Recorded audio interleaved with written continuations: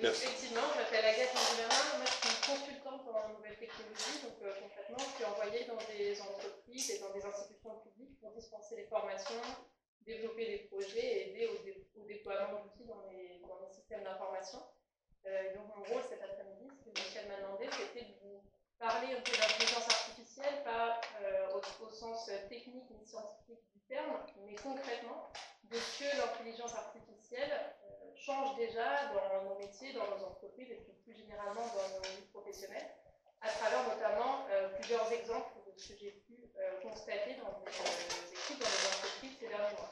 Alors avant ça, je vais juste redonner un petit brin de contexte, on a une riche introduction avec laquelle j'étais relativement alignée, mais peut-être il y a certains points sur lesquels moi j'ai une vision un petit peu différente, parce que je pense que depuis 2022, on a changé d'époque et qu'on entre, si vous voulez, dans une nouvelle ère de l'informatique avec l'arrivée de ces intelligences artificielles qui sont dites génératives.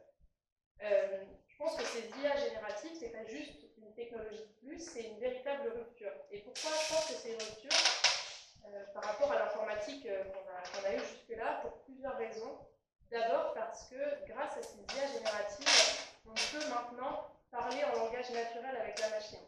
Donc qu'est-ce que ça veut dire concrètement? Ça veut dire qu'on n'a plus besoin de savoir coder, écrire du code informatique, on n'a même plus besoin de clavier ni de souris. Il suffit de savoir exprimer à peu près clairement ce qu'on veut et la machine va le faire. Et donc ça, finalement, ça bouleverse complètement la logique de compétence parce que la barrière d'entrée technique de l'informatique tombe et ce ne sont plus uniquement des ingénieurs, des développeurs informatiques qui peuvent interagir avec les machines, c'est n'importe lequel d'entre nous s'il sait exprimer ce qu'il veut. Donc ça pour moi, c'est le premier élément de rupture.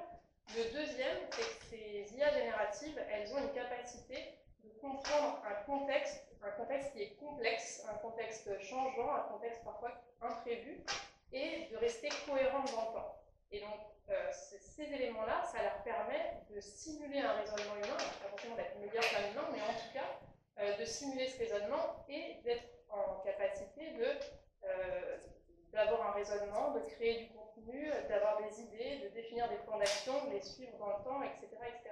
Et donc, au travail, quand on utilise ces IA génératives, on n'est plus, si vous voulez, dans une logique d'automatisation de tâches pour gagner en efficacité, on est vraiment dans des logiques de co-construction humain-machine. Et ça, c'est encore quelque chose qui change, je pense, dans l'utilisation de ces technologies au travail par rapport à la manière dont on utilisait les outils informatiques jusque dans les années 2020.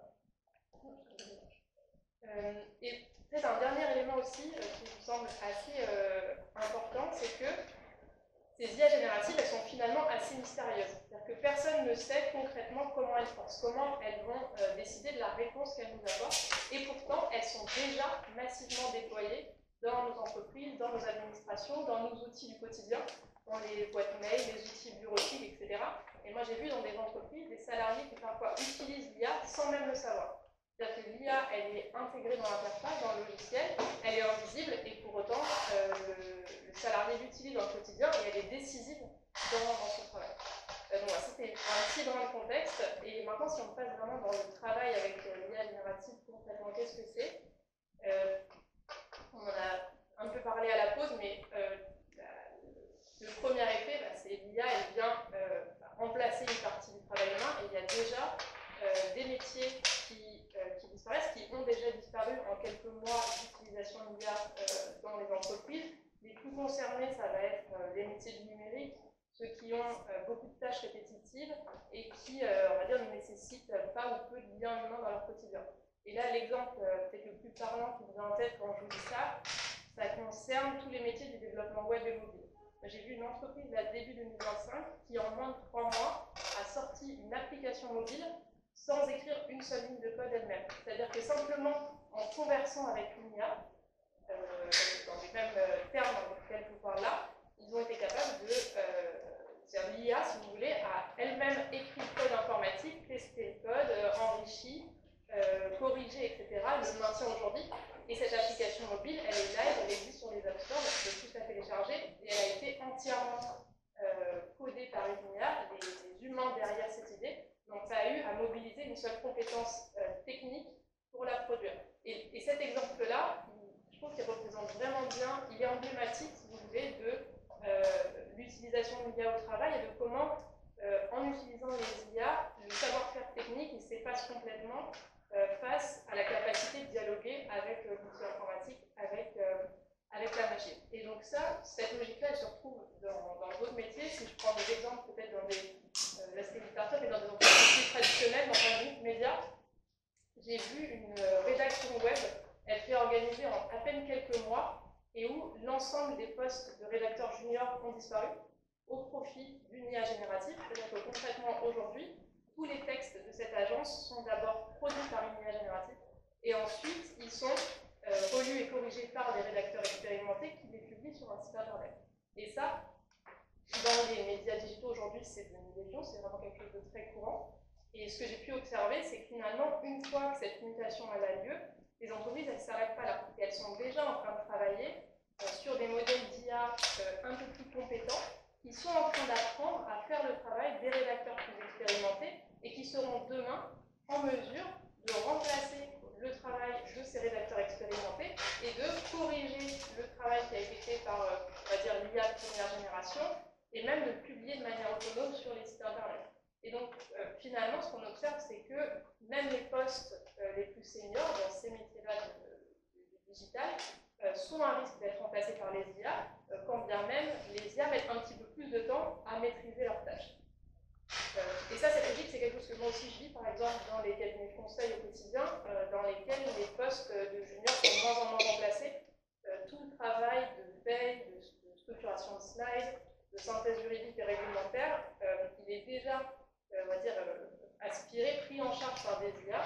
Et honnêtement, je ne prends pas énormément de risques en disant qu'aujourd'hui, un consultant senior dans un cabinet de conseil, il prend en charge le travail de 3 à 4 consultants juniors de 2020. Et donc ça, c'est à peine, si vous voulez, en quelques mois d'implémentation des IA génératives dans les entreprises. Donc voilà, il y a déjà des métiers qui disparaissent. Là, je vous parle pas mal de métiers digitaux, mais finalement, en fait, tous les métiers tous les métiers de bureau sont concernés, sont massivement concernés.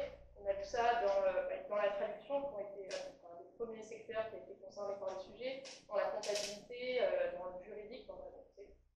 Finalement, tous les métiers qui se font derrière l'ordinateur qui sont concernés. Si je prends peut-être un exemple un petit peu différent de ce qu'on peut faire avec les IA génératives au travail, c'est dans les ressources humaines. J'ai pu récemment faire un benchmark des plateformes qui sont utilisées par les entreprises dans le cadre de notamment leur procédé de recrutement. Alors vous savez peut-être que ça fait quelques années maintenant que toutes les entreprises, quand elles posent des annonces d'emploi, elles reçoivent des CV. Souvent ces CV passent un filtrage d'intelligence artificielle qui va lire le CV et qui va, selon certains critères qui auront été définis par l'entreprise, choisir les CV qui sont montrés ou pas au recruteur. Donc ça existe depuis quelques années. Et ce qui existe depuis quelques mois dans ces mêmes logiciels qui sont déjà utilisés par les entreprises, c'est une prise en charge de la suite du procédé de recrutement. Je m'explique, c'est-à-dire qu'une fois que l'intelligence artificielle a trié le CV, elle va pouvoir en autonomie envoyer des emails aux candidats qui sont retenus pour prendre un rendez-vous pour un entretien en visio, fixer ce rendez-vous en visio avec le candidat, et le jour de l'entretien en visioconférence avec le candidat, ce n'est pas un recruteur qui va faire cet entretien, c'est bien une intelligence artificielle générative. C'est-à-dire que le candidat qui fait sa visioconférence d'entretien, il discute avec une intelligence artificielle qui va avoir cette capacité de changer ses questions au fur et à mesure de la conversation avec le candidat pour adapter par rapport à ce que le candidat répond, qui va pouvoir évaluer, si vous voulez, le candidat par rapport à la fiche de poste que l'entreprise lui aura fournie. Et donc, à la fin de tout ce procédé-là, le recruteur, il reçoit une synthèse d'analyse de différents candidats qui auront été vus en entretien par une intelligence artificielle. Et donc, une fois que ces procédés-là sont mis en place, le recruteur, il devient finalement une sorte d'opérateur de procédé. C'est plus lui qui est véritablement analyste et décideur dans tout ce processus.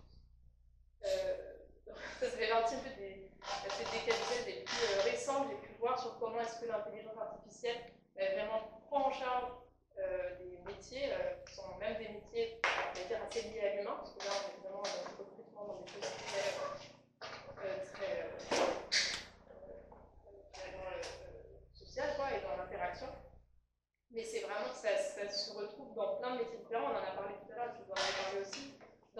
fait avec les IA génératives qui sont maintenant directement intégrées dans les logiciels de radio ou bien même dans les logiciels de compte-rendu de consultation et qui permettent d'obtenir des diagnostics quasi instantanés. Et donc là, effectivement, ça ouvre la voie à pas mal de questionnements aussi, parce que je disais tout à l'heure que le travail d'un colloque, c'est pas simplement de diagnostiquer, mais on peut un peu s'interroger sur si c'est une machine finalement qui produit le diagnostic à chaque fois, combien de temps va-t-il garder sa compétence et que se fait-il le jour où il n'a plus accès à cette machine. Donc ça, c'est aussi quelque chose qu'on voit beaucoup en entreprise, des salariés qui utilisent de plus en plus des IA génératives et qui perdent un petit peu la compétence parfois, ou en tout cas le sens de ce pourquoi